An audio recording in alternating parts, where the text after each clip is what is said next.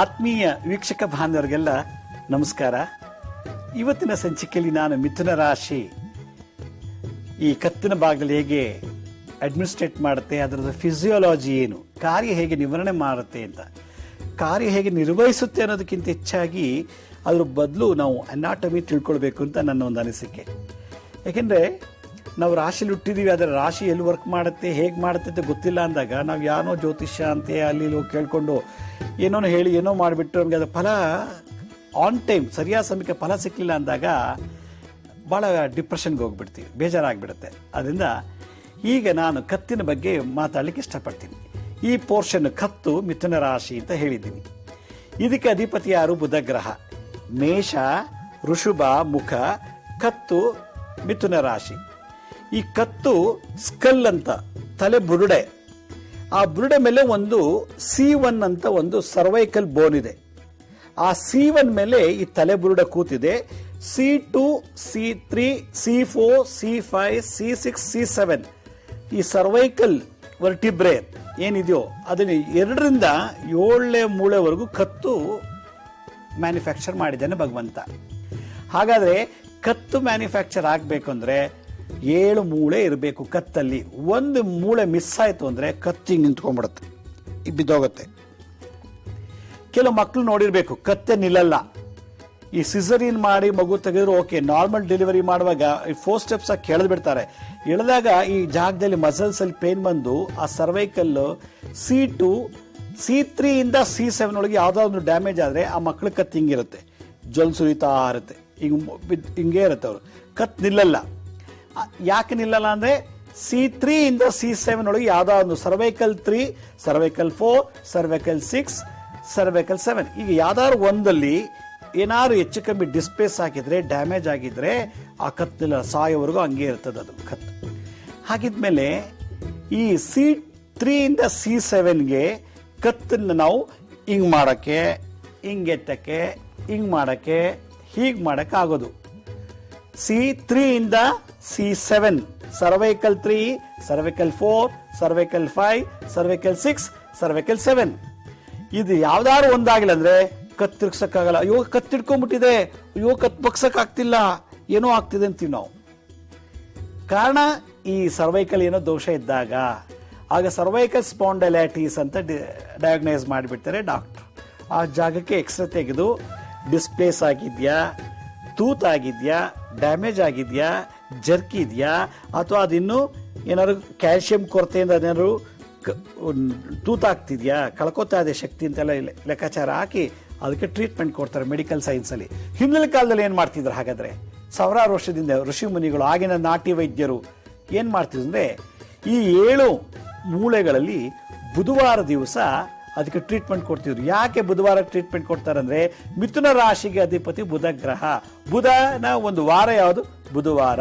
ಅವ್ರೇನು ಮಾಡ್ತಿದ್ರು, ವಿಷ್ಣುವಿನ ಸಂಬಂಧಪಟ್ಟಂಥ ದೇವಸ್ಥಾನಕ್ಕೆ ಕಳಿಸಿ ಆ ಸಾನ್ನಿಧ್ಯದಲ್ಲಿ ಅದು ರಿಪೇರಿ ಮಾಡ್ತಾ ಇದ್ರು, ಅಥವಾ ವಿಷ್ಣುವಿಗೆ ಸಂಬಂಧಪಟ್ಟಂಥ ಮಂತ್ರ ಹೇಳ್ಕೊಡ್ತಾ ಇದ್ರು. ವಿಷ್ಣುವಿಗೆ ಸಂಬಂಧಪಟ್ಟಂಥ ಯಾವುದಾದ್ರು ಒಂದು ಅರ್ಚನೆಯನ್ನ, ಭಜನೆಯನ್ನ, ನಾಮ ಸಂಕೀರ್ತನೆಯನ್ನ ಅಥವಾ ವಿಷ್ಣುವಿನ ಕುರಿತು ಧ್ಯಾನ ಮಾಡಿಸಿ ಅದನ್ನು ರಿಪೇರಿ ಮಾಡ್ತಿದ್ರಂತೆ. ಅಷ್ಟು ಪವರ್ಫುಲ್ ಇತ್ತು ಆವತ್ತಿನ ಕಾಲ. ಈ ಪ್ರಕೃತಿ ರಹಸ್ಯಗಳನ್ನು ಈ ಮೂಲಕ ತುಂಬಿ ಚಿಕಿತ್ಸೆ ಮಾಡಿ, ಥೆರಪಿ ಮಾಡಿ ರಿಪೇರಿ ಮಾಡ್ತಾ ಇದ್ರು. ಕೆಲವರಿಗೆ ಇಲ್ಲೆಲ್ಲ ಗಂಟ್ಲು ಇಷ್ಟಪ್ಪ ಕತ್ತಲು ಒತ್ಕೊಂಡ್ಬಿಡುತ್ತೆ. ಈ ಆಡೋ ಭಾಷೆ ಅದಕ್ಕೆ ಗದ್ದಮ್ಮ ಅಂತ ಕರೀತಾರೆ. ಹಳ್ಳಿಗಳಲ್ಲಿ ಗದ್ದಮ್ಮ ಆಗೋಯ್ತು ಅಂತ. ಅದಕ್ಕೆ ಗಂಧನ ಅರೆದು ಬಿಟ್ಟು ಲೇಪನ ಮಾಡ್ತಿದ್ರು ಹಿಂದಿನ ಕಾಲದಲ್ಲಿ. ಶ್ರೀಗಂಧನ ತೆಗೆದುಬಿಟ್ಟು ಅದಕ್ಕೊಂಚೂರು ಅರಿಶಿಣ ಹಾಕಿ, ಅರಿಶಿಣ ಲಕ್ಷ್ಮಿ, ಗಂಧ ವಿಷ್ಣು, ಲಕ್ಷ್ಮಿ ಮತ್ತು ವಿಷ್ಣುವಿನ ಅಂಶ ಇರುವಂತಹ ಒಂದು ಮೆಡಿಷನ್ನ ಹಾಕಿ ಗದ್ದಮ್ಮನ್ನು ತೆಗಿತಾ ಇದ್ರು, ಒಣಗಿಸ್ತಾ ಇದ್ರು. ಹಾಗೆ ಕ್ಯೂರ್ ಮಾಡ್ತಿದ್ರು. ಅದಲ್ದೇ ಗಂಟ್ಲಲ್ಲಿ ಏನಾದ್ರು ಒಳಗಡೆ ಏನಾದ್ರು ಉಗುರು ಅಂದರೆ ನೈಲ್ಸ್, ಕಾಸು, ಗೋಲಿ, ಕಬ್ಬದ ಚೂರು ಅದೇನಾದ್ರು ಒಳಗೋಗಿ ಸಿಕ್ಕಾಕೊಂಡ್ಬಿಟ್ರೆ ಅನ್ನನಾಳ, ಇಸೋಫಗಸ್ಸು, ಲೈರೆಕ್ಸ್ ಧ್ವನಿ ಪಟ್ಟಿಕೆನ ಹಾಳು ಮಾಡಿ ಸ್ಕ್ರಾಚ್ ಮಾಡಿಬಿಡ್ತಾ ಇತ್ತು. ಈಗ ಏನೋ ಟೆಕ್ನಾಲಜಿ ಚೆನ್ನಾಗಿದೆ, ಮಾಡರ್ನ್ ಸೈನ್ಸ್ ನಡೀತಾ ಇದೆ, ರಿಪೇರಿ ಮಾಡ್ತಾರೆ. ಅವತ್ತಿನ ಕಾಲದಲ್ಲಿ ಏನು ಮಾಡ್ತಿದ್ರು ಅಂದರೆ ನೋಡಿ, ಈ ಮುದ್ರೆ ಮಾಡ್ತಾಯಿದ್ರು. ಈ ಮುದ್ರೆ ಏನು? ಇದು ಕಿರುಬೆರಳು ಬುಧಗ್ರಹ, ಇದು ಬುಧಗ್ರಹ ಜಲತತ್ವ. ಈ ಮಧ್ಯಭಾಗದಲ್ಲಿ ಇರುವಂಥ ಪರ್ವ, ಈ ಒಂದು ಪೋರ್ಷನ್ ಮಧ್ಯ ಪರ್ವ, ಮೊದಲನೇ ಪರ್ವ, ಎರಡನೇ ಪರ್ವ, ಮೂರನೇ ಪರ್ವ. ಈ ಮಧ್ಯದ ಪರ್ವಕ್ಕೆ ಈ ಬಲಗೈ ಮಧ್ಯಪರ್ವನ ಟಚ್ ಮಾಡಿಸ್ಬಿಟ್ರೆ ಗಂಟಲ್ಲಿ ಏನೇ ಸಿಕ್ಕಾಕೊಂಡಿದ್ರು ಪಟ್ಟಂತ ಕೆಳಗೆ ಇಲ್ಲೂ ಜಠರಾಗಿ ಬಂದು ಜಠರದಿಂದ ಅದು ಫಾರಿನ್ ಬಾಡಿ ಆಗಿದ್ರೆ, ಫಾರಿನ್ ಬಾಡಿ ಅಂದ್ರೆ ಏನು? ಗೋಲಿ, ಕಾಸು, ಉಗುರು, ಕೂದಲು, ಕಲ್ಲು, ಮಣ್ಣು ಅಥವಾ ಇನ್ನೇನೋ ಪದಾರ್ಥ ನುಂಗ್ಬಿಟ್ಟಿದ್ರೆ ಅದನ್ನ ಈ ಮುದ್ರೆ ತೆಗಿತಾ ಇತ್ತು ಅವತ್ತಿನ ದಿವಸ. ಇದು ಯಾವ ಮುದ್ರೆ? ಮಿಥುನ ರಾಶಿ ಮುದ್ರೆ. ಇನ್ನೊಂದ್ಸಲ ತೋರಿಸ್ತೇನೆ ಮಿಥುನ ರಾಶಿ. ನಿನ್ನೆ ಕೂಡ ನಾನು ತೋರಿಸಿದ್ದೆ, ಯಾರು ನೋಡ್ಲಿಲ್ಲ ಅವ್ರು ಇವತ್ತು ನೋಡ್ಕೊಳ್ಳೋದು. ಈ ಕಿರು ಬೆರಳು ಇದೆಯಲ್ಲ, ಇದು ಜಲತತ್ವ, ಬುಧನ ಬೆರಳು, ಕನಿಷ್ಠ ಅಂತಾರೆ. ಬಲಗೈ ಕಿರು ಬೆರಳಲ್ಲಿ ಈ ಮಧ್ಯಭಾಗ, ಇದ್ರ ಮಧ್ಯಭಾಗನ ಜಾಯಿನ್ ಮಾಡಿಬಿಟ್ರೆ ಮಿಥುನ ರಾಶಿ. ಈ ಮಿಥುನ ರಾಶಿಗೆ ಬುಧ ಅಧಿಪತಿ. ಇದನ್ನ ನಾನು ನೆನ್ನೆ ಹೇಳಿದ್ದೆ. ನಾನು ವಿಷ್ಣು ಸಹಸ್ರನಾಮದಲ್ಲಿ 11 ಶ್ಲೋಕಗಳನ್ನ ಹೇಳ್ಕೊಂಬಂದ್ರೆ ಕತ್ತಿಗೆ ಸಂಬಂಧಪಟ್ಟಂತೆ ಎಲ್ಲಾ ಸ್ಪಾಂಡಲೈಟಿಸು, ಸರ್ವೈಕಲ್ ಸ್ಪಾಂಡಲೈಟಿಸು ಎಲ್ಲ ಹೋಗುತ್ತೆ ಅಂತ ಹೇಳಿದ್ದೆ. ಈ ಮುದ್ರೆ ಧಾರಣೆ ಮಾಡಿಬಿಟ್ರೆ ನಮಗೆ ಗದ್ದಮ್ಮ ಆಗಿದ್ರೆ ಅಥವಾ ಧ್ವನಿಪೆಟ್ಟಿಗೆಯಲ್ಲಿ ತೊಂದರೆ ಇದ್ರೆ, ಅದರಲ್ಲೂ ಹಾಡೋರು, ಮ್ಯೂಸಿಷಿಯನ್ಸ್, ಚೆನ್ನಾಗಿ ಹಾಡೋರು, ನ್ಯೂಸ್ ರೀಡರ್ಸು, ಇವರೆಲ್ಲ ಇದನ್ನು ಮಿಥುನ ರಾಶಿ, ಅದು ಯಾರು ಮಿಥುನ ರಾಶಿಲಿ ಹುಟ್ಟಿದ್ರೆ ಮಾತ್ರ, ಆ ರಾಶಿಯವರು ಇದ್ದಿದ್ರೆ ಈ ಮುದ್ರೆ ಮಾಡಿಬಿಟ್ರೆ ಬಹಳ ಭರ್ಜರಿಯಾಗಿ ಪರಿಹಾರ ಸಿಗುತ್ತೆ. ಇದು ನನ್ನ ಒಂದು ನಿಖರವಾದಂಥ ಒಂದು ಸಂದೇಶ. ಈಗ ಕತ್ತು ಹೆಂಗಾಗಿದೆ ಅಂದರೆ, ಕತ್ತು ಬೋನ್ಸ್ ಇಂದ ಮ್ಯಾನುಫ್ಯಾಕ್ಚರ್ ಆಗಿದೆ. ಬೋನ್ಸ್ ಮೇಲೆ ಮಾಂಸ ಮುದ್ದೆ ಕವರ್ ಆಗಿದೆ, ಅದಕ್ಕೆ ಮಸಲ್ಸ್ ಅಂತಾರೆ. ಆ ಮಸಲ್ಸ್ ಒಳಗೆ ಬ್ಲಡ್ ವೆಸಲ್ಸ್ ಇದೆ, ರಕ್ತನಾಳಗಳಿದೆ. ಸೊ ಅದರಿಂದ ಕತ್ತು, ಮಾನವನ ಶರೀರ, bones, skeleton system, muscular system and nerve system. ಆ ಸ್ಕೆಲಿಟನ್ ಯಾವುದು, ಮೂಳೆ ಯಾವುದು ಅಂದ್ರೆ C1, C2, C3, C4, C5, C6, C7 cervical ಅಂತ ಹೇಳ್ತಾರೆ. ಈ ಜಾಗದಲ್ಲಿ ಸರ್ವೈಕಲ್ ನೋಡಿ, ಇಲ್ಲಿಂದ ಇದು ಇಲ್ಲೊಂದು ಮೂಳೆ ಇದೆ C1 ಮೇಲೆ ಈ ಸ್ಕಲ್ ಕೂತಿರೋದು. C2 ಇಂದ C7 ವರೆಗೂ ಕತ್ ಮಾತ್ರ ಯೂಸ್ ಮಾಡ್ಕೊಳ್ಳುತ್ತೆ. C1 ಏನಾದ್ರು ಡ್ಯಾಮೇಜ್ ಆದ್ರೆ ಕತ್ ನಿಲ್ಲಲ್ಲ, ಅರ್ಥ ಮಾಡ್ಕೋಬೇಕು. ಕತ್ ನಿಂಗೆ ಬಿದ್ದೋಗುತ್ತೆ. C2 ಇಂದ ಏನಾದ್ರು ಪ್ರಾಬ್ಲಮ್ ಇದ್ರೆ ಆಪರೇಷನ್ ಮಾಡಿ ಇದನ್ನ ಜೋಡಿಸ್ಬೇಕು. ಇಲ್ಲಿ C2 ಇಂದ C7. ಅದರಿಂದ ಈ ನೆಕ್ಕಲ್ಲಿ ಬೋನು, ಮಸಲ್ಸ್, ಅದಕ್ಕೆ ಕನ್ನಡದಲ್ಲಿ ಸ್ನಾಯುಗಳು ಅಂತಾರೆ. ಬೋನ್ಸ್ಗೆ ಕನ್ನಡದಲ್ಲಿ ಮೂಳೆ ಅಂತಾರೆ. 7 ಮೂಳೆ, ಸುಮಾರು ಒಂದು ಇಲ್ಲ ಅಂದ್ರೂ 18 ವೆರೈಟಿ ಮಸಲ್ಸ್ ಇದೆ ನಮ್ಮ ಕತ್ತಲ್ಲಿ. ಆ 18 ವೆರೈಟಿ ಮಸಲ್ಸ್ ಒಳಗೆ ನರಗಳಿದೆ, ಸುಮಾರು 32 ನರಗಳು. ಆ ನರಗಳನ್ನೆಲ್ಲ ಲಾಕ್ ಮಾಡಕ್ಕೆ ಲಾಕಿಂಗ್ ಸಿಸ್ಟಮ್ ಈ ಬೆರಳಲ್ಲಿದೆ. ಬುಧಗ್ರಹ, ಇದಕ್ಕೆ ಮಿಥುನ ರಾಶಿ ಮುದ್ರಾ ಅಂತಾರೆ. ಈ ಮಧ್ಯದಲ್ಲಿ ಈ ಮಧ್ಯದ ಬೆರಳನ್ನ ಪ್ರೆಸ್ ಮಾಡಿಬಿಟ್ರೆ, ಕಿರು ಬೆರಳಿನ ಮಧ್ಯಭಾಗದ್ದು, ಈ ಕಿರುಬೆರಳು ಮಧ್ಯಭಾಗದಿಂದ ಪ್ರೆಸ್ ಮಾಡಿದ್ರೆ ಮಿಥುನ ರಾಶಿ ಹಿಂಗ್ ಜಸ್ಟ್ ಕೂತ್ಕೊಂಡ್ರೆ ಅಲ್ಲಿ 32 ವೆರೈಟಿ ನರಗಳು, ಬ್ಲಡ್ ವೆಸಲ್ಸ್, ನಾಡಿಗಳು, ನರ್ವ್ಸ್ ಅಲ್ಲ, ನಿಧಾನಕ್ಕೆ ಆಕ್ಟಿವೇಟ್ ಆಗುತ್ತೆ. ಹೆಂಗಾಗತ್ತೆ ಅಂದ್ರೆ, ಹಿಂಗ್ ಪ್ರೆಸ್ ಮಾಡಿದಾಗ ಬಯೋ ಎಲೆಕ್ಟ್ರಿಕ್ ಎನರ್ಜಿ ಪಾಸ್ ಆಗುತ್ತೆ. ಇಲ್ಲಿ ರೇಡಿಯಸ್ ಅಂತ ಕರೀತಾರೆ. ಇದಕ್ಕೆ ರೇಡಿಯಸ್, ಇದಕ್ಕೆ ಉಲ್ಲಾರ್ ಅಂತಾರೆ. ಈ ರೇಡಿಯಸ್ ಮತ್ತು ಉಲ್ಲಾರ್ ಮುಖಾಂತರ ಸೀದಾ ನಮಗೆ ಶೋಲ್ಡರ್ಗೆ ಹೋಗುತ್ತೆ, ಶೋಲ್ಡರ್ ಇಂದ ಈ ಮಸಲ್ಸ್ಗೆ ಹೋಗುತ್ತೆ. ಹಾಗಾದ್ರೆ ಯಾವ್ಯಾವ ಮಸಲ್ಸ್ ಈ ಮುದ್ರೆ ಮಾಡಿದಾಗ ಎನರ್ಜಿ, ಬಯೋ ಎಲೆಕ್ಟ್ರಿಕಲ್ ಎನರ್ಜಿಯನ್ನ, ಎಲೆಕ್ಟ್ರೋಮ್ಯಾಗ್ನೆಟಿಕ್ ಎನರ್ಜಿ ಸಕ್ ಮಾಡಿ ನಮ್ಮ ಗಂಟ್ಲನ್ನ ಸಂಬಂಧಪಟ್ಟಂತ, ಕತ್ತಿಗೆ ಸಂಬಂಧಪಟ್ಟ ದೋಷ ನಿವಾರಣೆ ಆಗುತ್ತೆ ಅನ್ನೋದನ್ನ ನಾವು ಒಂದು ಸಣ್ಣ ವಿರಾಮದಂತ ತಿಳಿಸ್ಕೊಡ್ತೀನಿ.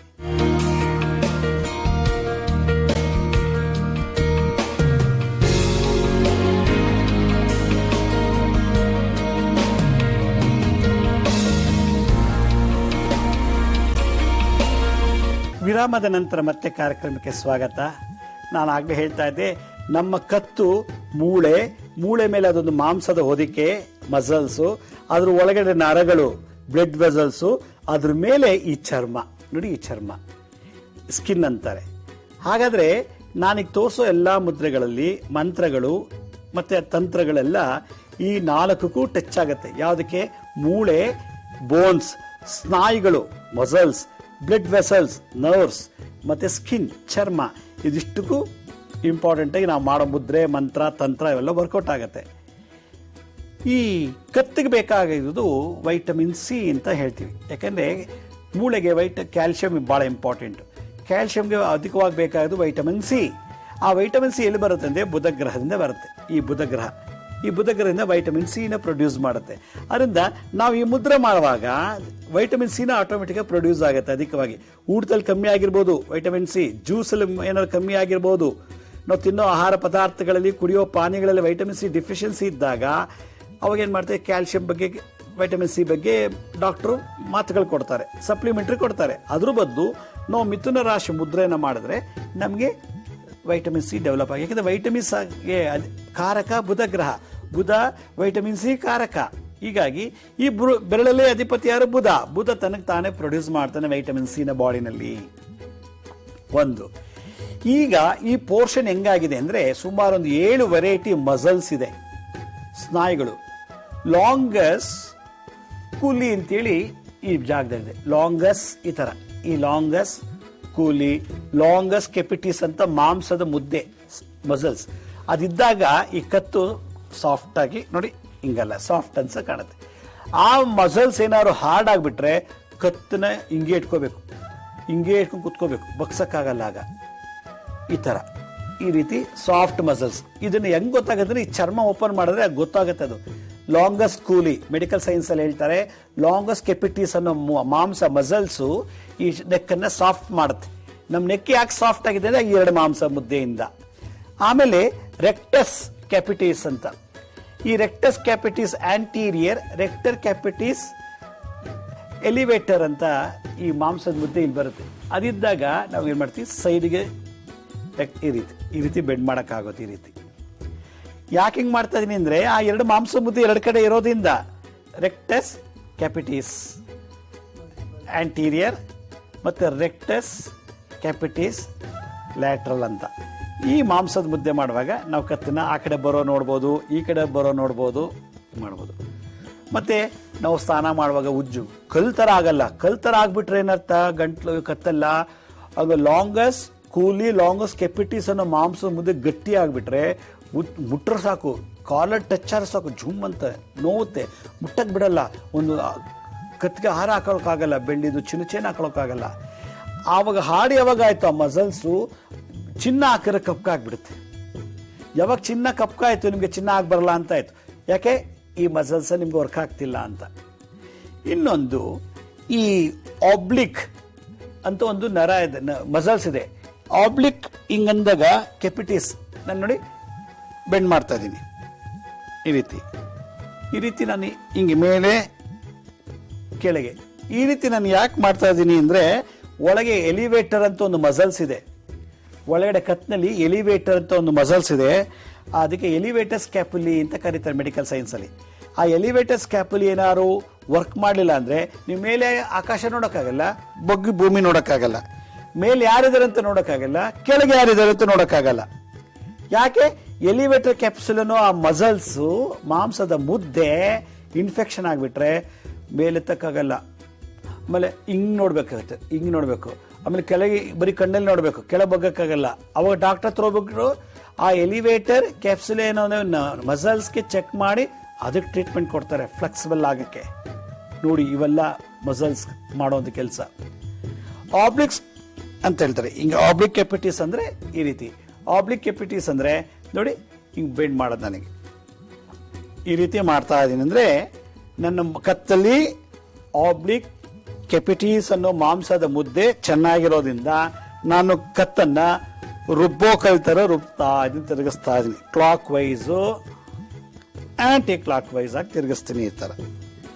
ಈ ರೀತಿ ಯಾಕೆ ತಿರುಗಿಸ್ತಾ ಇದ್ದೀನಿ, ಹೆಂಗಾಗ್ತಿದೆ ಅಂದ್ರೆ ನನ್ನ ಕತ್ತಲ್ಲ ಎಲ್ಲರೂ ಕತ್ತಲ್ಲೂ ಆಬ್ಲಿಕ್ ಕೆಪಿಟಿಸ್ ಅನ್ನೋದು ಆಂಟೀರಿಯರ್ ಅಂಡ್ ಸುಪೀರಿಯರ್ ಮಾಂಸದ ಮುದ್ದೆ ಇರುವಾಗ ಕತ್ತನ್ನ ಚೆನ್ನಾಗಿ ತಿರ್ಗ್ಸಕ್ಕಾಗೋದು. ಇದೆಲ್ಲ ಆಗ್ಲಿಲ್ಲ ಅಂದಾಗ ನಾವೇನ್ ಮಾಡ್ಬೇಕು, ಮಿಥುನ ರಾಶಿ ಮುದ್ರೆ ಮಾಡಬೇಕು. ಕತ್ ಮೇಲೆತ್ತಕ್ಕಾಗಲ್ಲ, ಕತ್ತು ಕೆಳಗೆ ಬೆಂಡ್ ಮಾಡಕ್ಕಾಗಲ್ಲ. ಎಲಿವೇಟರ್ ಮಸಲ್ ಇದೆ, ಆ ಮಸಲ್ ಏನಾದ್ರು ವರ್ಕ್ ಆಗ್ತಿಲ್ಲ, ಬಿಗಿತನ ಇದೆ, ತುಂಬಾ ಸ್ಟ್ಯಾಟಿಕ್ ಆಗಿಬಿಟ್ಟಿದೆ ಅಂದಾಗ ಆ ಎಲಿವೇಟರ್ ಅನ್ನೋದನ್ನ ರಿಪೇರಿ ಮಾಡಬೇಕು. ಎಲಿವೇಟರ್ ಸ್ಕ್ಯಾಪುಲೆ ಅಂತ. ಆ ಎಲಿವೇಟರ್ ಸ್ಕ್ಯಾಪುಲೆ ಹೆಂಗ್ ಮಾಡೋದು ಇದು. ಹಾಗಾದ್ರೆ ಕತ್ತಲು ಎಲ್ಲಾ ಮಸಲ್ಸ್ಗೂ ಎನರ್ಜಿ ಕಲ್ಸೋ ಸ್ವಿಚ್ ಬೋರ್ಡ್ ಯಾವುದು, ಈ ಮುದ್ರೆ.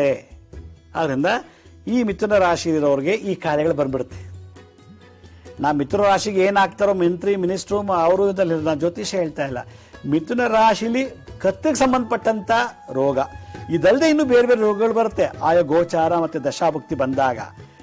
ಆದ್ರೆ ಮಿಥುನ ರಾಶಿಗೆ ಇದು ಒಂದಲ್ಲ ಒಂದು ವಯಸ್ಸಿನಲ್ಲಿ, ಚಿಕ್ಕ ವಯಸ್ಸಿನಲ್ಲೋ ಹಲ್ಲು ಬೀಳಕ್ ಮುಂಚೆನೋ ಕೌಮಾರ, ಬಾಲ್ಯ, ಶೈಶವ, ಬಾಲ್ಯ, ಕೌಮಾರ, ಯೌವನ, ಗೃಹಸ್ಥಾಶ್ರಮ, ವೃದ್ಧಾಶ್ರಮ, ಕೊನೆ ವಾನಪ್ರಸ್ಥಾಶ್ರಮದಲ್ಲಿ ಅಲ್ಲೂ ಬರ್ಬೋದು ಯಾವ ಕಾಯಿಲೆನಾದರೂ. ಅದರಿಂದ ಆಮೇಲೆ ಇದ್ದಕ್ಕಿದ್ದಾಗೆ ಇಲ್ಲೊಬ್ಬ ಗಂಟುಗಳು ಬಂದ್ಬಿಡುತ್ತೆ. ಮುಟ್ಟರೆ ಪಳಪಳ ಅಂತ ಓಡಾಡುತ್ತಿಲ್ಲಿ ಗಂಟುಗಳು, ನೋವಿಲ್ಲ, ತೊಂದರೆ ಕೊಡಲ್ಲ, ಗಂಟುಗಳು ಬರುತ್ತೆ ಈ ಥರ. ಅದು ಏನಾದ್ರು ಟ್ರೀಟ್ಮೆಂಟ್ ಸರಿಯಾಗಿ ಮಾಡ್ಕೊಳ್ಳೋದ್ರೆ ಕ್ಯಾನ್ಸರ್ ಗಡ್ಡೆ ಆಗಿಬಿಡುತ್ತೆ. ಅದೆಲ್ಲ ಬರಲ ಕಾರಣ ಏನು? ಎಲಿವೇಟಸ್ ಕ್ಯಾಪಿಲಿಸ್. ಆ ಎಲಿವೇಟರ್ ಕ್ಯಾಪಿಟಿಸ್ ಅನ್ನೋ ನರಗಳು, ಮಾಂಸದ ಮುದ್ದೆಗಳು ಸರಿಯಾಗಿ ನಾವು ರಿಪೇರಿ ಮಾಡಲಿಲ್ಲ ಅಂದರೆ ಥ್ರೋಟ್ ಕ್ಯಾನ್ಸರ್ ಬರುತ್ತೆ. ಅದರಿಂದ ಮಿಥುನ ರಾಶಿಯವರು ಈ ಮುದ್ರೆ ಇಟ್ಕೊಂಡು ಸದಾ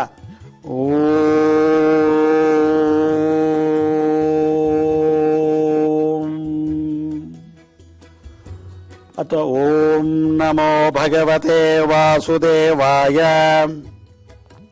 ವಿಷ್ಣುವಿಗೆ ಸಂಬಂಧಪಟ್ಟಂತೆ ಯಾವುದೇ ಮಂತ್ರ ಆದರೂ ಹೇಳ್ಬೋದು ಮಿಥುನ ರಾಶಿಯವರು. ಕಾರಣ ಬುಧ ಗ್ರಹ ಅಧಿಪತಿ ಮಿಥುನ ರಾಶಿಗೆ. ಬುಧನಿಗೆ ಅಧಿಪತಿ ಯಾರು? ಮಹಾವಿಷ್ಣು. ಬುಧ ಯಾರ ದೇವರ ಪೂಜೆ ಮಾಡ್ತಾನೆ? ಅಧಿದೇವತೆ ಯಾರು? ಪ್ರಧಾನ ದೇವತೆ ಯಾರು ಬುಧನಿಗೆ? ಮಹಾವಿಷ್ಣು. ಅದರಿಂದ ವಿಷ್ಣು ಸಹಸ್ರನಾಮ ಹೇಳಿದ್ರೆ ಮಿಥುನ ರಾಶಿ ದಿನಕ್ಕೊಂದ್ಸಲ ವಿಷ್ಣು ಸಹಸ್ರನಾಮ ಹೇಳ್ತಾ ಇದ್ರೆ throat infection, throat cancer, thyroid, parathyroid problem, larynx ಅಂದರೆ ಧ್ವನಿಪಟ್ಟಿಗೆ, ಮತ್ತೆ ಕಿರುನಾಳಿಗೆ ಸಂಬಂಧಪಟ್ಟಂತೆ ಏನೇ ದೋಷಗಳಿದ್ರು ಹೊಟ್ಟೋಗುತ್ತೆ. C2 ಚೆನ್ನಾಗಿದ್ರೆ ಮಾತ್ರ ಹಿಂಗೆ ವರ್ಕ್ ಆಗೋದು. ಸರ್ವೈಕಲ್ 2 ಏನದು? ಎಲಿವೇಟೆಡ್ ಆಬ್ಲಿಕ್ ಕೆಪಾಸಿಟೀಸ್ ಅಂತ. ಆಬ್ಲಿಕ್ ಕೆಪಿಟಿಸಿಸ್ ಅಂತ ಏನೋ ಆ ಮಸಲ್ಸ್ ಇದೆಲ್ಲ, ಆಬ್ಲಿಕ್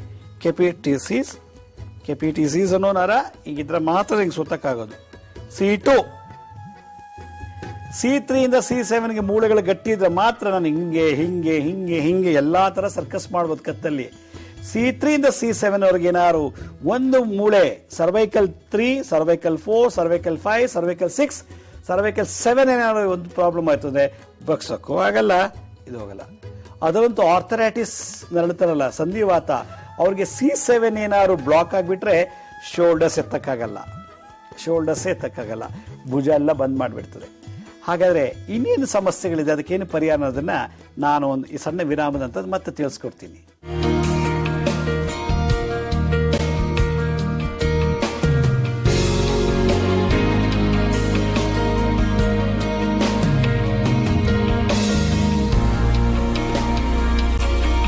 ವಿರಾಮದ ನಂತರ ಮತ್ತೆ ಕಾರ್ಯಕ್ರಮಕ್ಕೆ ಸ್ವಾಗತ. ನಾನು ಆಗ್ಲೇ ಹೇಳ್ತಾ ಇದ್ದೆ ನೆಕ್ ಅನಾಟಮಿ ಬಗ್ಗೆ. ನೆಕ್ ಅನ್ನೋದು ಮೂಳೆ, ಮಾಂಸದ ಹೊದಿಕೆ, ಅದರೊಳಗೆ ನರಗಳು, ಅದ ಮೇಲೆ ಚರ್ಮದ ಹೊದಿಕೆ. ಮಾಂಸ, ನರದ ಮೇಲೆ ಚರ್ಮ, ಈ ಸ್ಕಿನ್ ಇದೆ. ಆ ಸ್ಕಿನ್ ಒಳಗಡೆ 7 ಬೋನ್ಗಳಿವೆ. ಅದಕ್ಕೆ ಸರ್ವೈಕಲ್ ಬೋನ್ಸ್ ಅಂತಾರೆ, ಸರ್ವೈಕಲ್ ವರ್ಟಿಬ್ರಿ ಅಂತ ಮೆಡಿಕಲ್ ಸೈನ್ಸ್ ಹೇಳ್ತಾರೆ. C1 ಇಂದ C7 ವರೆಗೆ. C1 ಮೇಲೆ ಈ ಬುರುಡೆ, ಮೆದುಳು ಕೂತಿದೆ, ತಲೆ ಕೂತಿದೆ. C2 ಇಂದ ನಮ್ಮ ಕತ್ತು ನಿಂತಿದೆ, C7 ವರೆಗೂ ನಮ್ಮ ಕತ್ತು. ಆಮೇಲೆ ಥೊರಾಸಿಕ್ T1 ಅಂದ ನಮ್ಮ ಬೆನ್ಮೂಳೆ ನರ ಇದೆ ಅಂತ ವಿಜ್ಞಾನರು ಹೇಳ್ತಾರೆ. ಇದನ್ನೇ ಚರಕ ಮುನಿಗಳು ಮತ್ತೆ ಸುಶ್ರುತ ಸಂಹಿತೆಯಲ್ಲಿ ಬಹಳ ಚೆನ್ನಾಗಿ ವರ್ಣನೆ ಮಾಡಿದ್ದಾರೆ. ಈ ಕಂಠ ಪ್ರದೇಶ, ಕಂಠ ಅಂದ್ರೆ ಕತ್ತು ಅಂತ. ಕಂಠಕ್ಕೆ ಸಂಬಂಧಪಟ್ಟಂತ ರೋಗಗಳು, ಬಾಧೆಗಳು, ಭೇದಗಳು ಇದನ್ನೆಲ್ಲ ಬಹಳ ವಿಸ್ತಾರವಾಗಿ ತಿಳಿಸಿದ್ದಾರೆ. ನಾನು ಮುಂದೆ ಹೋಗ್ತಾ ಥೈರಾಯ್ಡ್ಗೆ ಸಪ್ರೇಟ್ ಎಪಿಸೋಡ್ ಮಾಡಬೇಕು ಅಂತ ಇದ್ದೀನಿ. ಮತ್ತೆ ಗಂಟ್ಲಿಗೆ ಸಂಬಂಧಪಟ್ಟಂತ ಕೆಲವು ಕಾಯಿಲೆಗಳಿಗೆ ಅದಕ್ಕೆ ಆದಂಥ ಒಂದು ಸಪ್ರೇಟು ಥೆರಪಿ, ಚಿಕಿತ್ಸೆಗಳು ಮಾಡಬೇಕು ಅಂತ. ಆದರೆ ನಾನೀಗ ರಾಶಿ ಬಗ್ಗೆ ಮಾತಾಡ್ತಿರೋದ್ರಿಂದ ಈ ರಾಶಿಗೆ ಎಷ್ಟು ಬೇಕೋ ಅಷ್ಟು ಮಾತ್ರ ನಿಮ್ಗೆ ತಿಳಿಸ್ಕೊಡ್ತಾ ಇದ್ದೀನಿ. ನಾನು ಹಂಗಾಗಲೇ ಹೇಳಿದೆ, ಲಾಂಗಸ್ ಕೂಲಿ ಅನ್ನೋ ಒಂದು ಮಾಂಸದ ಮುದ್ದೆ, ಲಾಂಗಸ್ ಕೆಪಿಟೀಸ್ ಅನ್ನೋದಿದ್ದಾಗ ಈ ನೆಕ್ಕು ಭಾಳ ಚೆನ್ನಾಗಿ ಶೇಪಾಗಿ ಕಾಣೋದು. ಅದನ್ನು ಇಷ್ಟಪ್ಪ ಇದ್ರೆ ಇಷ್ಟಪ್ಪ ಗಂಟ್ಲು ಕಾಣುತ್ತೆ. ಡಬಲ್ ಚಿನ್ ಅಂತಾರೆ. 2 ಕೆನ್ನೆ ಬಂದ್ಬಿಡ್ತು ಅಂದ್ರೆ ಫ್ಯಾಟ್ ಜಾಸ್ತಿ ಆಗ್ಬಿಟ್ರೆ ಎರಡು ಚಿನ್ ಬರುತ್ತೆ. ಯಾರಿಗೆ? ತುಂಬಾ ಕುಡಿಯೋರ್ಗೆ, ಸ್ಮೋಕ್ ಮಾಡೋರ್ಗೆ. ಇಲ್ಲಿ ಆ ಲಾಂಗಸ್ ಕೂಲಿ ಮತ್ತೆ ಲಾಂಗಸ್ ಕೆಪಿಟೀಸ್ ಅನ್ನೋ ಮಾಂಸದ ಮುದ್ದೆ ದಪ್ಪ ಆಗ್ಬಿಡುತ್ತೆ. ಆಗ ಡಬಲ್ ಚಿನ್ ಅಂತರ ನೋಡಿದ್ರೆ 18-20 ವರ್ಷ ನೋಡಿದ್ರೆ ಅಂಕಲ್ ತರ ತುಂಬಾ ವಯಸ್ಸಾದಂಗೆ ಕಾಣ್ತಾರೆ. ಯಾಕೆಂದ್ರೆ ಆ ಮಾಂಸದ ಮುದ್ದೆ ಮಸಲ್ಸ್ ಇಂದ. ಅದಾದ ತಕ್ಷಣ ರೆಕ್ಟಸ್ ಕೆಪಿಟಿಸ್ ಆಂಟೀರಿಯರ್ ಅಂಡ್ ಸುಪೀರಿಯರ್ ಅಂದಾಗ ನಾವು ಕತ್ನ ಈ ಸೈಡಲ್ಲಿ ಬೆಂಡ್ ಮಾಡಿ ತಿರ್ಗ್ಸಕ್ಕಾಗೋದು. ಅದ್ರಲ್ಲಿ ಏನಾದ್ರು ಇನ್ಫೆಕ್ಷನ್ ಅದಕ್ಕೆ ತಿರ್ಗ್ಸಕ್ಕಾಗಲ್ಲ. ಆಮೇಲೆ ಇದಕ್ಕಿದ್ದಾಗೆ ನಮ್ಮ ಸ್ಕೇಲಮ್ ಮಸಲ್ಸ್ ಅಂತ. ಸ್ಕೇಲಮ್ ಮಸಲ್ಸ್ ಅಂದ್ರೆ ಲಿಫ್ಟ್ ಮಾಡೋಕ್ಕಾಗದೇ ಇರೋಂಥದ್ದು, ಈ ಬೊಗ್ಗಿಂದ ಹಿಂಗೆ ಎತ್ಕೊಳಕ್ ಆಗದೆ ಇರೋಂಥದ್ದು. ಆ ಸ್ಕೇಲಮ್ ಅನ್ನೋ ಮಸಲ್ಸ್ ಏನಾದ್ರು ಬ್ಲಾಕ್ ಆಗಿಬಿಟ್ರೆ ಮಾಡೋಕ್ಕಾಗಲ್ಲ. ಮತ್ತೆ ಆಬ್ಲಿಕ್ ಕೆಪಿಟೀಸ್ ಅಂದಾಗ ಸುತ್ತೋದು. C2 ಚೆನ್ನಾಗಿರ್ಬೇಕು, ತಲೆ ಸುತ್ತಬೇಕು ಅಂದ್ರೆ ಹೀಗೆ ಈ ರೀತಿ ಎಲಿವೇಟರ್ ಅಂತ ಅಂತೀವಿ. ಎಲಿವೇಟರ್ ಅಂದ್ರೆ ಮೇಲೆ ಕೆಳಗೆ, ಆ ಎಲಿವೇಟರ್ ಮಸಲ್ಸ್, ಆ ಎಲಿವೇಟರ್ ಕ್ಯಾಪ್ಸುಲಿನಲ್ಲಿ ಈ ರೀತಿ ಎತ್ತದು. ಇದಿಷ್ಟಕ್ಕೂ ಮುದ್ರೆ, ಈ ಮುದ್ರೆ ಹೇಳಿದ್ದೀನಿ. ಈಗ ನಾನು ಇನ್ನೊಂದು ವಿಶೇಷತೆ ಏನಪ್ಪ ಹೇಳ್ತೀನಿ ಅಂದರೆ, ದಿನ ಕುತ್ಕೋಬೇಕು ಸೈಲೆಂಟಾಗಿ, ಒಂದು 15ರಿಂದ 20 ನಿಮಿಷ ಈ ಮುದ್ರೆ ಧಾರಣೆ ಮಾಡಬೇಕು. ಮಿಥುನ ರಾಶಿ ಇದನ್ನು ಎದೆ ಮುಂದೆ ಇಟ್ಕೋಬೇಕು. ಎದೆ ಮುಂದೆ ಇಟ್ಕೊಂಡ್ಬಿಟ್ಟು ದೀರ್ಘವಾಗಿ ಉಸಿರು ತಗೊಳ್ಬೇಕು. ದೀರ್ಘವಾಗಿ ಉಸಿರು ಬಿಡಬೇಕು ಒಂದು 2-3 ಸಲ. ಬಾಡಿ ವಾರ್ಮಪ್ ಆಗಬೇಕು. ಯಾಕಂದ್ರೆ ಲಂಗ್ಸ್ಗೆ ಏನಾದ್ರು ಪ್ರಾಬ್ಲಮ್ ಇದ್ರೆ, ಮಿಥುನ ರಾಶಿಯವರಿಗೆ ಅಸ್ತಮಾ, ವೀಸಿಂಗು, ಡಸ್ಟ್ ಅಲರ್ಜಿ ಇದ್ದವರು ಈ ಮುದ್ರೆ ಧಾರಣೆ ಮಾಡಿ ನಿಧಾನಕ್ಕೆ ಉಸಿರು ತಗೊಂಡು ನಿಧಾನಕ್ಕೆ ಉಸಿರು ಬಿಡಬೇಕು ಒಂದು 5-6 ಸಲ. ಯಾಕಂದ್ರೆ ಲಂಗ್ಸು ಸಡನ್ನಾಗಿ ಉಸಿರು ತಗೊಂಡು ಉಸಿರು ಬಿಡೋಕೆ ಮಾಡಬಾರ್ದು. ನಿಧಾನಕ್ಕೆ ಎಕ್ಸಸೈಸ್ ವಾರ್ಮಪ್ ಮಾಡಿ, ವಾರ್ಮಪ್ ಮಾಡಿದ ತಕ್ಷಣ ನಿಧಾನಕ್ಕೆ ಓಂಕಾರ ಹೇಳಬೇಕು. ಓ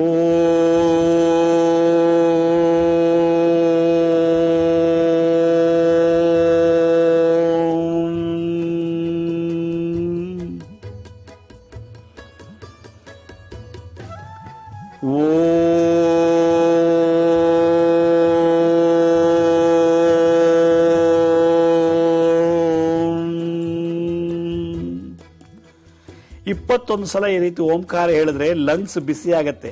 ಯಾವಾಗ ಲಂಗ್ಸ್ ಬಿಸಿ ಆಯ್ತು, ಈ ಮುದ್ರೆಯಿಂದ ಬರೋ ಎನರ್ಜಿ, ಓಂಕಾರದಲ್ಲಿ ಬರುವಂತ ಎನರ್ಜಿ, ಭಗವಂತನಿಗೆ ಓಂಕಾರವೇ ಅವನ ಶಬ್ದ ಅಂತೆ. ಆ ಓಂಕಾರನ ಅವನ ಹೆಸರು, ಭಗವಂತನ ಮೂಲ ಹೆಸರು, ಅವನ ಹೆಸರೇನಪ್ಪ ಅಂದ್ರೆ ಓಂಕಾರ. ಓಂ ಅನ್ನೋ ಶಬ್ದ ಅವನ ಬಾಡಿ ಬರೋದ್ರಿಂದ ಅವನಿಗೆ ಅದೇ ಹೆಸರು ಇಟ್ಬಿಟ್ಟಿದಾರಂತೆ. ಆದ್ರಿಂದ ಪ್ರತಿಯೊಂದು ಮಂತ್ರ ಓಂಕಾರದಲ್ಲಿ ಪ್ರಾರಂಭ ಆಗೋದು. ಈ ಓಂಕಾರ, ಈ ಮುದ್ರೆಯಿಂದ ಬರೋ ಬಯೋ ಎಲೆಕ್ಟ್ರಿಕ್ ಎನರ್ಜಿ, ಮಂತ್ರದಲ್ಲಿ ಉತ್ಪತ್ತಿಯಾಗೋ ಪದದಿಂದ ಬರತಕ್ಕಂಥ ಅಕಾರ, ಉಕಾರ, ಮಕಾರಗಳು ಬರೋ ಒಂದು ಶಬ್ದದ ಅಲೆಗಳು 3 ಲಂಗ್ಸ್ನ ಸ್ಟ್ರೆಂತ್ ಮಾಡುತ್ತೆ. ಲಂಗ್ಸ್ನ ಯಾವಾಗ ಲಂಗ್ಸ್ ಸ್ಟ್ರೆಂತ್ ಆಯಿತು, ನಿಮಗೆ ಡಸ್ಟ್ ಅಲರ್ಜಿ ಬರೋಲ್ಲ. ಕಸ ಗುಡಿಸಿದ್ರೆ, ಊದುಬತ್ತಿ ಹಚ್ಚಿದ್ರೆ, ಒಗ್ಗರಣೆ ಹಾಕ್ಬಿಟ್ರೆ, ಆಟೋ ರಿಕ್ಷದ್ದು, ಬಸ್ದು ಧೂಳು ಬಟ್ಟೆಗೆ ಹಾಕಿ ಹೊಡೋಬಿಟ್ರೆ ಅದು ಬರೋ ಧೂಳಿಂದ ಅಕ್ಷಿ ಅನ್ನೋದು ಅಂತ ವೀಸಿಂಗು, ಇದೆಲ್ಲ ಈ ಮುದ್ರೆಯನ್ನು ಇಟ್ಕೊಂಡು ಓಂಕಾರ ಹೇಳಬೇಕು. 21 ಸಲ ಓಂಕಾರ ಹೇಳಿದ್ಮೇಲೆ ಹಾಗೆ ಒಂದು 10 ನಿಮಿಷ ಮೌನವಾಗಿರ್ಬೇಕು. ಯಾಕೆಂದ್ರೆ ಆ ಶಬ್ದದ ಅಲೆಗಳು ಆ ಜಾಗಕ್ಕೆ ಹೋಗಿ ತಲುಪಕ್ಕೆ ಮಿನಿಮಮ್ ಒಂದು 5 ನಿಮಿಷ ತಗೊಳುತ್ತೆ. ಆ ಒಂದು ವೈಬ್ರೇಷನ್, ಹಾರ್ಮೋನಿಕ್ ವೇವ್ಸ್ ಶರೀರದ ಎಲ್ಲ ಭಾಗಕ್ಕೂ ತಲುಪಬೇಕು ಅಂದ್ರೆ ಮಿನಿಮಮ್ 5 ನಿಮಿಷ ಬೇಕು. 5ರಿಂದ 6 ನಿಮಿಷ ಸುಮ್ಮನೆ ಈ ಮುದ್ರೆ ಆಡ್ಕೊಂಡು ಧ್ಯಾನಸ್ತ್ರ, ಸುಮ್ಮನೆ ಯಾವುದೇ ಯೋಚನೆ ಬರಬಾರ್ದು. ಯೋಚನೆ ಬರ್ತಿದ್ರೆ ಪಟ್ಟಂತ ಅಲ್ಲೇ ಅದುಬಿಡ್ಬೇಕು ಆ ಯೋಚನೆನ. ಎಷ್ಟು ಯೋಚನೆಗಳು, ಹೈಸ್ಕೂಲಲ್ಲಿ ಆಟ ಆಡಿದ್ದು, ಸಿನಿಮಾ ನೋಡಿದ್ದು, ಪಕ್ಕದ ಮನೆ ಪುಳಿಯೋಗರೆ ವಾಸನೆ, ಅಲ್ಲೆಲ್ಲೋ ಮುಂದ್ಗಡೆ ಆಟೋ ಸೌಂಡು, ಅಲ್ಲಿ ಯಾವ್ದು ಇನ್ನೊಬ್ರು ಮಾತಾಡ್ತಿರೋದು, ನಿನ್ನೆ ರಾತ್ರಿ TV ಸೀರಿಯಲ್ದು, ಮೊನ್ನೆ ನೋಡಿ ಸಿನಿಮಾ, ಅಲ್ಲಿ ಎಲ್ಲ ಅವನ ಜೊತೆ ಮಾತಾಡಿದ್ದು ಎಲ್ಲ ಬರುತ್ತೆ ಕಣ್ಮುಚ್ಚಿದಾಗ. ಕಣ್ಬಿಟ್ಟಾಗ ಬರೋಲ್ಲ. ಕಣ್ಮುಚ್ಚಿದಾಗಲೇ ಇವೆಲ್ಲ ತರಲೆ ತಾಪತ್ರೆಗಳು ಶುರುವಾಗೋದು. ಆತ ಬಂದಾಗ ಅದ್ರ ಮೇಲೆ ರಿಯಾಕ್ಟ್ ಮಾಡಬಾರ್ದು. ಪಟ್ಟಂತಂಗೆ ಅದು ಬಿಡ್ಬೇಕು, ಅದನ್ನ ಹಂಗೆ ಕಿತ್ಬಿಸಿ ಹಾಕ್ಬಿಟ್ಟು ಈ ಮುದ್ರೆಯಲ್ಲಿ ಕೂತ್ಕೋಬೇಕು. ಯಾರು ಮಿಥುನ ರಾಶಿಯವರು ಈ ರೀತಿ ಕೂತಾಗ ಯಾವ್ಯಾವ ಕೆಲಸಗಳಾಗ್ಲಿಲ್ವೋ ಆ ಕೆಲಸದ ಬಗ್ಗೆ ಸಂಕಲ್ಪ ಮಾಡಿದ್ರೆ ನಿಂತೋಗದ ಕೆಲಸ ಎಲ್ಲ ಸಕ್ಸಸ್ ಆಗುತ್ತೆ. ಯಾವ ರೋಗದಲ್ಲಿ ನರಳ್ತಿದ್ದೀರೋ ಆ ರೋಗಕ್ಕೆ ಮಂತ್ರ ತಂತ್ರ ಎಲ್ಲ ಮಾಡಿಕೊಂಡ್ರೆ ಆ ರೋಗ ನಿವಾರಣೆ ಆಗುತ್ತೆ. ಆದರೆ ರಾಶಿಯ ಫಲ ಬರಬೇಕು ಅಂದರೆ ಈ ರಾಶಿ ಮುದ್ರೆ ಮಾಡಬೇಕು. ರಾಶಿಯಿಂದ ಒಳ್ಳೆ ಫಲ ಸಿಗಬೇಕು ಅಂದರೆ ಈ ರಾಶಿ ಮುದ್ರೆ ಮಾಡಬೇಕು. ಹೀಗೆ ವಿಶೇಷವಾದದ್ದು ಈ ಮಿಥುನ ರಾಶಿ ಮುದ್ರೆ ಬಹಳ ಪವರ್ಫುಲ್. ಮಾಡಿ ನೋಡಿದ್ರೆ ಅದರ ಅನುಭವ ನಿಮಗೆ ಆಗುತ್ತೆ.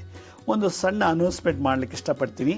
ಇದೇ ತಿಂಗಳು 25ನೇ ತಾರೀಕು ಭಾನುವಾರ ಕ್ರಿಸ್ಮಸ್ ದಿವಸ ಬೆಂಗಳೂರಿನಲ್ಲಿ ಮಲ್ಲೇಶ್ವರಂನಲ್ಲಿ ನಾನು ಅಗ್ನಿಹೋತ್ರ ದೀಕ್ಷೆ ಕೊಡ್ತಾ ಇದ್ದೀನಿ.